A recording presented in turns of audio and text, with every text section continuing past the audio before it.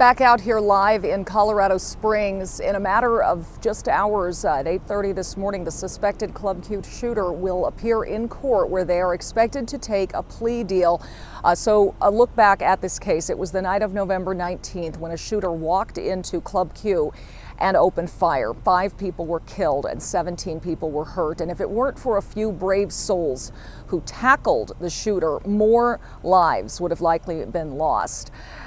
We were here in those hours following the shooting back in November, and that memorial that had started to grow then has continued to grow in 7 months. Behind me on the Club Q building, you see the pictures and names of the 5 victims: Ashley Paw, Daniel Aston, Derek Rump, Kelly Loving, and Raymond Green Vance, along with a little bit about each one of them. Club Q, of course, is still closed at this point, but the timing of today's plea deal feels significant because yesterday was Denver's Pride Parade. This is Pride Month. The Center on Colfax honored some of the survivors of Club Q as grand marshals. This was the first Pride Festival since the shooting in Denver, at least, and many people we spoke to said that it's important to not forget the tragedy.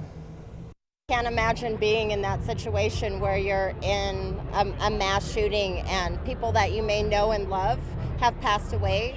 The Club Q.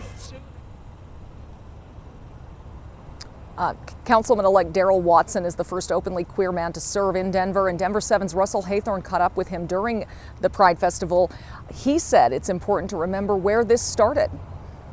Understand that throughout the country, not in Denver, but throughout the country, we are facing attacks on our families, we're facing attacks on our community, and to highlight the folks who survived that vicious attack and say that that's not going to happen again in Colorado. And at X Bar on Colfax, an LGBTQ bar, security was tight. A reminder, of course, that so many in the LGBTQ community continue to struggle to find places where they can feel and be safe.